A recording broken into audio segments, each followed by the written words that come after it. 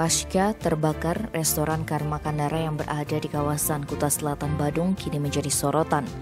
Satuan Polisi Pamong Praja Kabupaten Badung telah melayangkan surat panggilan kepada pihak restoran terkait dengan izin pengelolaan. Pemeriksaan dijadwalkan Kamis 17 November.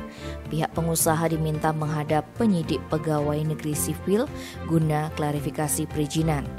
Kepala Satpol PP Badung Igusti Agun Ketut Suryanegara mengatakan pemberian surat panggilan rencana dibarengi pengecekan oleh PPNS. Karena terbentur kesibukan, surat hanya diantarkan oleh anggota Satpol PP BKO Kecamatan Kuta Selatan. Menurutnya Dinas Penanaman Modal dan Pelayanan Terpadu Satu Pintu juga rencana turun ke lokasi. Namun Suryanegara belum mengetahui kapan DPMP TSP akan turun ke lapangan.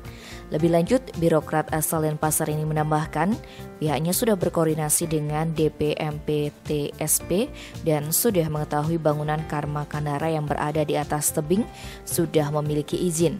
Namun pihaknya belum melihat secara langsung izin fisiknya.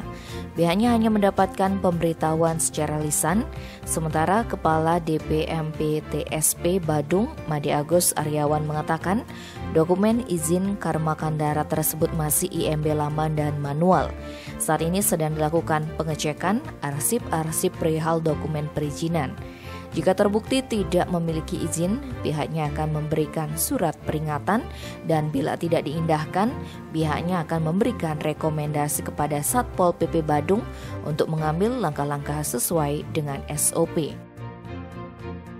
Tim Bali Express melaporkan.